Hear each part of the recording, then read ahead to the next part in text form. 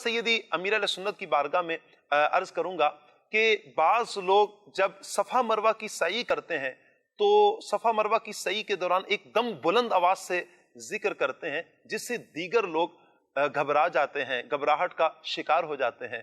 آپ سے عرض ہے اس حوالے سے ہماری رہنمائی فرما دیجیے۔ اصل وہ حج کے سیزن میں زیادہ ہوتا ہے، طواف میں اس سے زیادہ ہوتا ہے۔ طواف میں بھی وہ قافلے آتے ہیں مختلف ملکوں سے، تو یہ ان کے معلم پڑھانے والا ان کا ساتھ یہ لاتے ہوں گے، مطلب تو وہ پڑھا رہا ہوتا ہے ان کو دعائیں، زور زور سے سب پڑھ رہے ہوتے ہیں۔ جو اپنا پڑھنا چاہے اس کے لیے آزمائش تو ہوتی ہے، تو اس طرح نہیں پڑھنا چاہیے، چاہے صفا مروہ کی سعی ہو، چاہے طواف ہو، یا کوئی سی جگہ ہو کہ جہاں لوگ اپنا اپنا پڑھ رہے ہیں، عبادت کر رہے ہیں نجی طور پہ، کوئی تلاوت کر رہا ہے، کوئی تسبیح پڑھ رہا ہے، کوئی ذکر و اذکار کر رہا ہے، درود شریف پڑھ رہا ہے، تو اس سے مقابل زور زور سے پڑھنے سے لوگوں کو تکلیف ہوتی ہے۔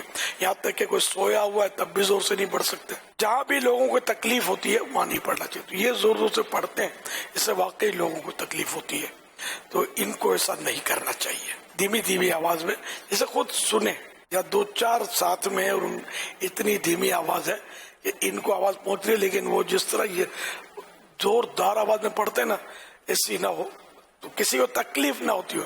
ایسی مدھم آواز ہو تو اس سے تکلیف عام طور پہ نہیں ہوتی، اس کا خیال رکھنا چاہیے۔ صلو علی الحبیب صلی اللہ علیہ وسلم۔